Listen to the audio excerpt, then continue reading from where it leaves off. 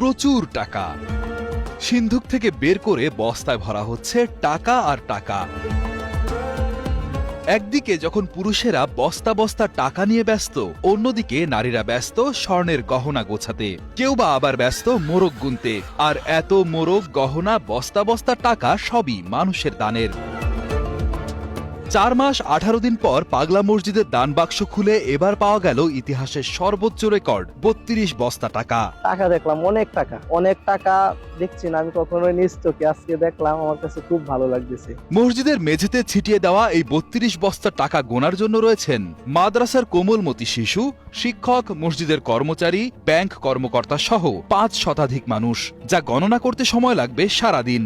আমরা এত টাকা আগে কোনো দেখিনি, এবার গুনতে আসছি, অনেক ভালো লাগতেছে। এটা আমরা অধীর আগ্রহে থাকি। পাগলা মসজিদের টাকা গণনার কাজে আমরা শরীক হতে পেরে অনেকটা আনন্দ বোধ করি। কিশোরগঞ্জের ঐতিহাসিক এই মসজিদটিতে 13টি বিশাল আকারের লোহার দানবাক্স রয়েছে, যেগুলো সাধারণত 3 মাস পর পর খোলা হয়। অতিরিক্ত জেলা ম্যাজিস্ট্রেট এবং দানবাক্স খোলার কমিটির আহ্বায়ক মোহাম্মদ এরশাদুল আহমেদের তত্ত্বাবধানে জেলা প্রশাসক ফৌজিয়া খান ও পুলিশ সুপার মোহাম্মদ হাসান চৌধুরীর উপস্থিতিতে 30 আগস্ট সকাল 7:15টার দিকে দানবাক্সগুলো খোলা হয়। এর আগে গত এপ্রিল মাসে 11টি দানবাক্স খুলে 28 বস্তা টাকা পাওয়া গিয়েছিল। গণনা শেষে যার পরিমাণ দাঁড়ায় প্রায় 9 কোটি 18 লাখ টাকা। ধারণা করা হচ্ছে আর্থিক অঙ্কে এবার অতীতের সকল রেকর্ড ছাড়িয়ে যাবে। দানবাক্স খোলার খবর ছড়িয়ে পড়তেই দূর দূরান্ত থেকে আসা মুসল্লিদের পদচারণায় মসজিদ প্রাঙ্গণ উৎসব মুখর হয়ে ওঠে। অনেকেই পাগলা মসজিদে আসেন দানবাক্স খোলার দৃশ্য এক নজর দেখতে এবং নামাজ পড়তে। নারায়ণগঞ্জ থানপুর থেকে আসছি, নামাজ পড়লাম, এসে নফল নামাজ পড়লাম, এই যে আমার ছেলে, ওর জন্য দোয়া করলাম। মূলত এখানে নামাজ পড়ার উদ্দেশ্যে আমরা আসছি। এখানে এসে দেখছি অনেক হাজার মুসল্লিরা সবাই নামাজ পড়তে আসছে।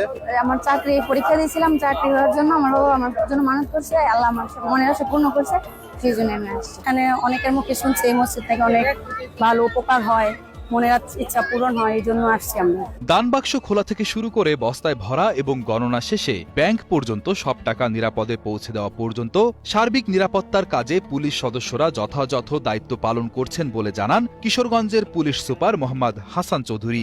একেবারে গুনা থেকে শুরু করে লাস্ট ব্যাংকে যাওয়া পর্যন্ত পুরো পিরিয়ডটা আমাদের সারাদিন এভাবে পর্যায়ে নিশ্চিত ব্যবস্থা বিদ্যমান থাকবে। প্রাপ্ত অর্থ দিয়ে কিশোরগঞ্জের পাগলা মসজিদ কেন্দ্রিক 10 তলা বিশিষ্ট একটি ইসলামী কমপ্লেক্স গড়ে তোলা হবে বলে জানান কিশোরগঞ্জের জেলা প্রশাসক ও পাগলা মসজিদ পরিচালনা কমিটির সভাপতি ফৌজিয়া খান।